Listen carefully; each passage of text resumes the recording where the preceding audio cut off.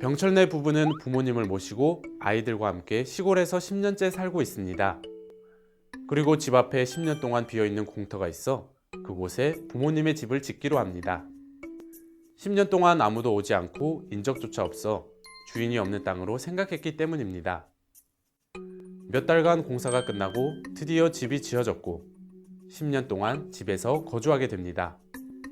그러던 어느 날 어느 한 남성이 부모님의 집이 지어진 땅이 자신의 땅이라고 주장하며 한 장의 서류를 보여줬고 당장 집을 철거하라고 말하는데요.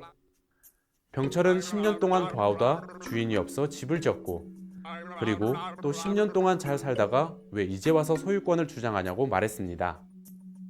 이런 경우 병철은 땅의 주인 말대로 집을 철거해야만 할까요?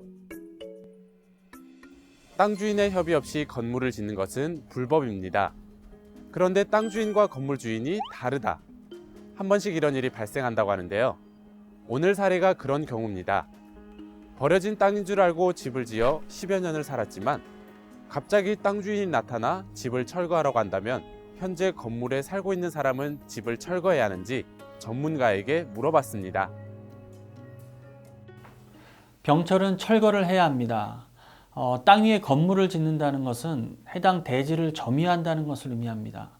땅을 점유하고 건물을 지으려면 그 땅의 소유권이나 지상권, 임차권 등 점유할 수 있는 권한이 필요합니다.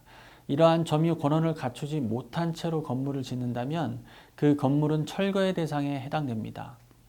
다만 민법상 취득시효라는 것이 있습니다.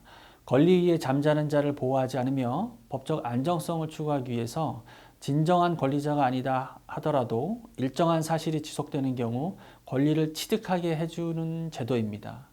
이 취득시의 요건은 20년간 소유의 의사로 평온 공연하게 부동산을 점유해야만 합니다.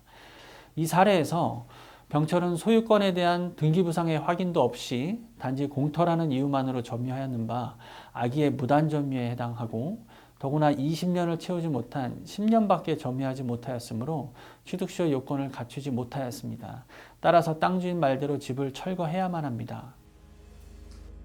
우리 판례에서는 악의의 무단 점유, 즉 점유자가 점유를 할 당시 소유권 취득을 주장할 만한 법률 행위도 없고 그 요건을 알면서도 무단 점유를 했다면 자주 점유로 인정하지 않는다고 합니다.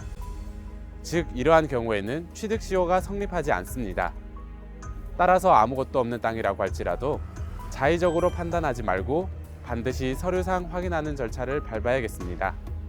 지금까지 사례로 알아본 생활법률이었습니다.